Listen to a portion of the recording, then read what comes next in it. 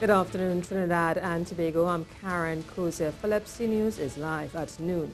Topping the news at this time, the Ministry of Labour and the Banking, Insurance and General Workers Union continue to debate the retrenchment figure for the period September 2016 to July 2017. The ministry has issued a statement saying 4,574 people were retrenched between September 1st, 2015 and July 31st, 2017. However, this figure is being disputed by the union, which has claimed that 4,000 people were retrenched between September 2016 and July 31st, 2017. Rishi Harinanan has more. The Ministry of Labour issued a statement on Thursday morning calling for the President of the Banking, Insurance and General Workers Union, Vincent Cabrera, to cite the source of his retrenchment figures, because from what it has for the period September 2016 to July 2017, only 1,754 workers were reportedly retrenched.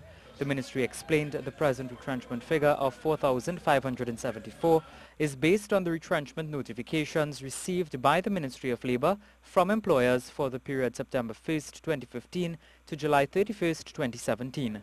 When contacted, Mr. Cabrera said he will not be revealing the source of his information. I am not going to reveal my sources. As a journalist, you will know, you can't reveal your sources, right? I got that information. And more than that, the minister is not being informed of retrenchment that is taking place in trickles. That is where many employers are retrenching and where outside of trade, where there are trade unions representing these workers, are retrenching workers who are a number 5 or less. And according to him, this is where the real problem is. We need to have a disaggregation. In other words, which sectors, whether it's manufacturing, energy, finance, or where, and to verify those figures.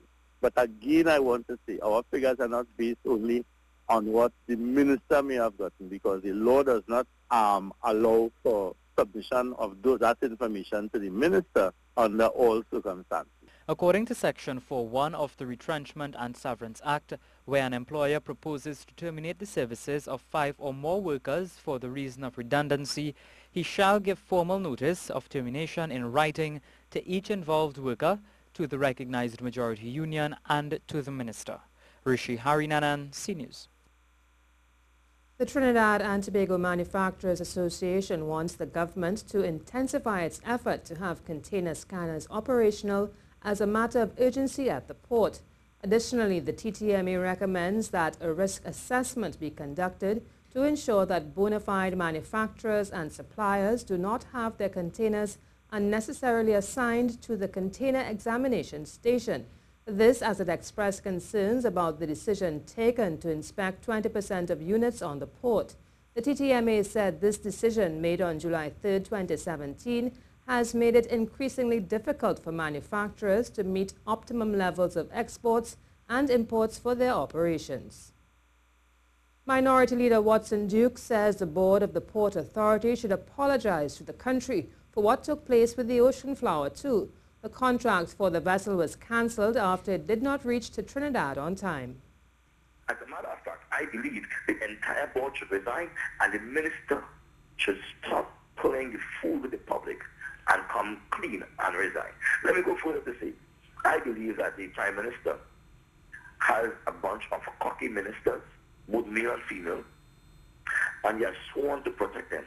They made some devil deal that from the time they won election in September 2015, he took the podium and he said that the buck stops with him.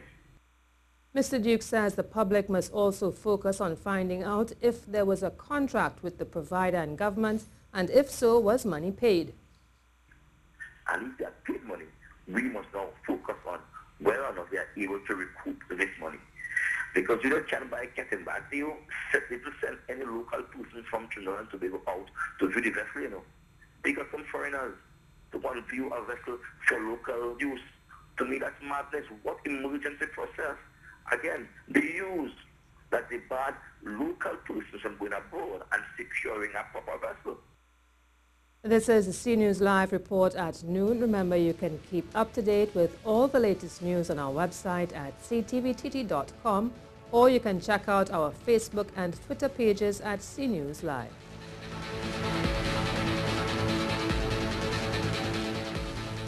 While the Movement for Social Justice says there must be at minimum full disclosure on what transpired with the Ocean Flower 2 passenger ferry, and as a result it is supporting calls for the Prime Minister to provide all the details of the procurement process of the Cabo Star and the Ocean Flower 2.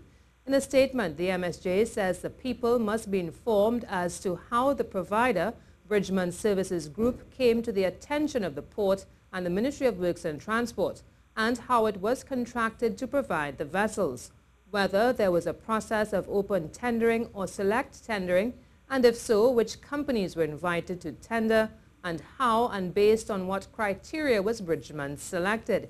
The MSJ also says someone must be held to account for this imbroglio.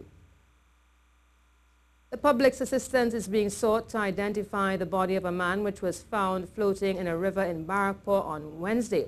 Officers say just before 6 p.m. they responded to an anonymous call that a man was spotted in the river located at Kunjal Road South.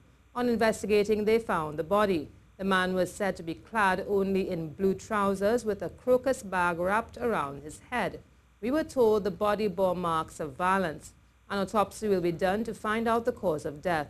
The man is of East Indian descent, approximately 5 feet 7 inches tall and brown in complexion. The chairman of the Toko Sangre Grande Regional Corporation, Terry Rondon, says he will be looking at increasing the number of municipal officers in his area following the robbery of 4 elderly women. The women were robbed while at the St. Francis RC Church last Friday. Mr. Rondon says he has called the religious leaders together to hear what can be done to protect people who are going to church. They are expected to meet this afternoon. I'm going to listen to them, that they will tell me, what they will like for their parishioners, and they will also let the police together with the council know what time are their services, so we can arrange patrol to these different areas and how they feel. He says the women are traumatized by what happened, and he's asked the municipal police to reach out to them. Despite this, they continue to attend church services weekly. Mr. Rondon says it's time people start to respect religious places. I am seen as the chairman of the Sandy Grande Regional Corporation. I take this one serious. Not to say that I'm not taking the other crimes that are happening in Sandy Grande and the environment, but this one for me is very serious. And as the chairman, I call on my councillors, administration, and all those who are in the Sandy Grande Regional Corporation. Let's meet with the religious body and see how we can protect those people who are outside there. Now for the weather. Intermittent cloudy periods with light to moderate showers in varying localities will interrupt sunny conditions. 1 or 2 of these showers may become heavy and thundery in a few areas. Cloudy conditions with showers may linger into the night.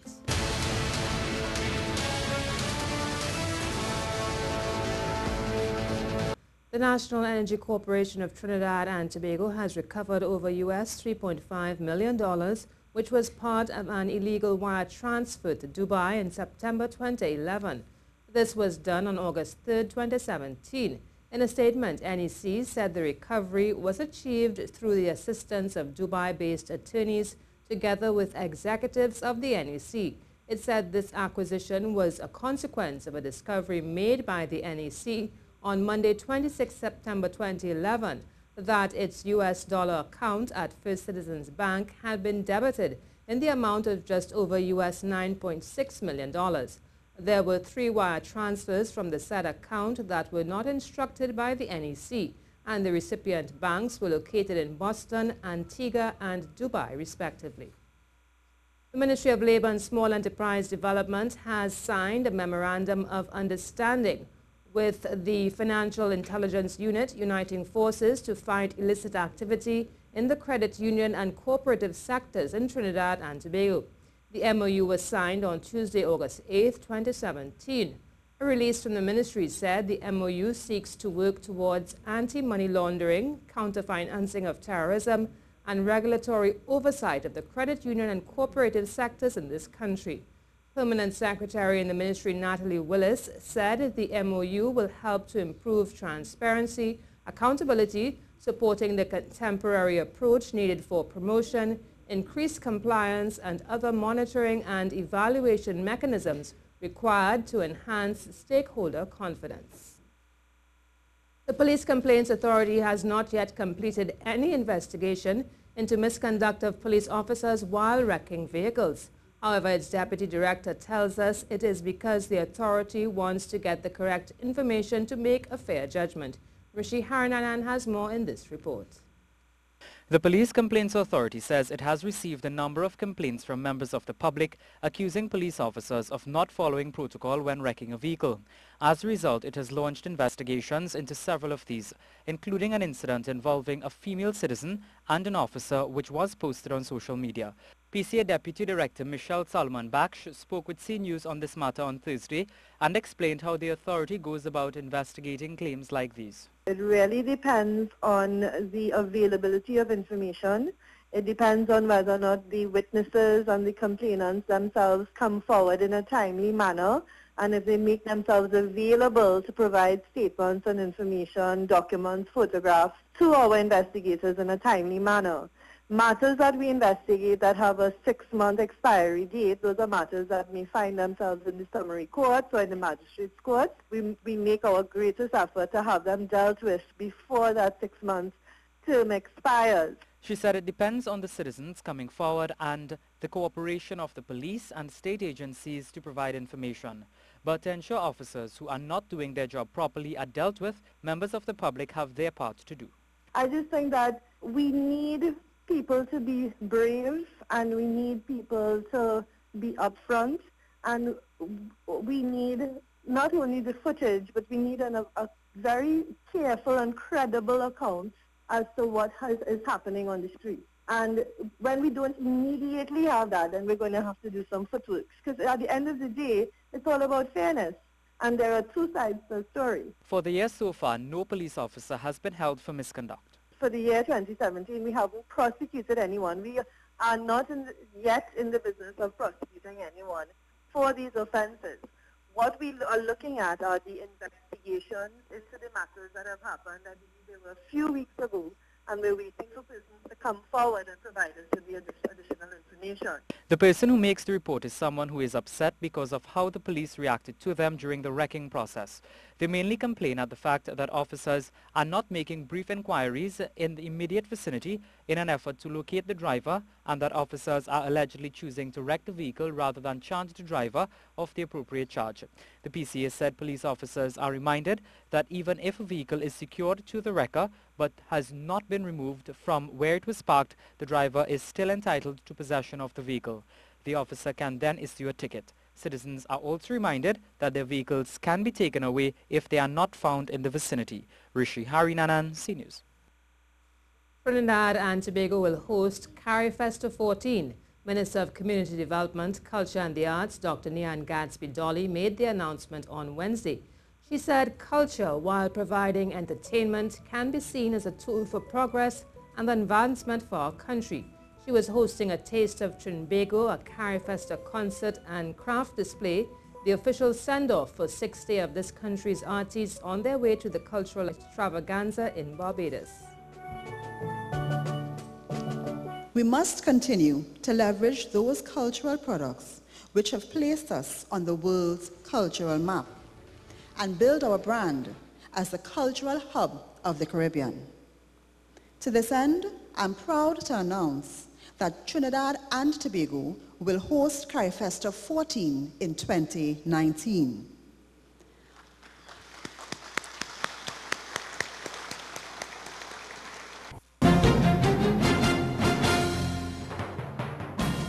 Trinbago Knight Riders lost to the Jamaica Talawas by 4 wickets last night at the Queen's Park Oval. TKR went into bat first and got off to a blazing start with Sunan Lorine and Brendan McCullum. They put on 33 for the first wicket, McCullum going for 16 from 9 balls. Lorine eventually fell for 23 with the score on 52. Colin Monroe and Darren Bravo then managed to take the team to 109 before Monroe fell. However, after that, the Talawas took the next 7 wickets for just 38 runs. Hedrick Williams and CPL debutant Odin Smith both took 3 wickets for the Talawas. In reply, Jamaica themselves got off to a flyer with skipper Kumar Sangakkara and Lendl Simmons.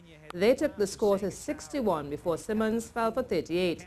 TKR got another wicket in Andrew McCarthy. However, Sangakkara got to 47 before he fell with the score on 123. After that, Imad Wazim came in and was able to take the team to 148 for 6 in 19.2 overs. Despite the loss, TKR remains on top the standings on a superior run rate. To some cycling news now. Quincy Alexander missed the National Cycling Championships last year due to injury, but he's back, and this time he wants to enjoy the competition while eyeing the upcoming Pan Am Championships as well. Because last year I had missed nationals due to being injured, so this year I'll be there, God willing, and I'm looking forward to it. Now I'm just looking forward to competing and having fun, trying the best to just basically bring everyone together, because like I repeatedly say on numerous occasions, Trinidad and Tobago is a very small country, and the amount of talent pool that we have to choose from is not much. So more that we can come together and work together, it will help us to reach further when it comes to an international level. Well, that's it for sport.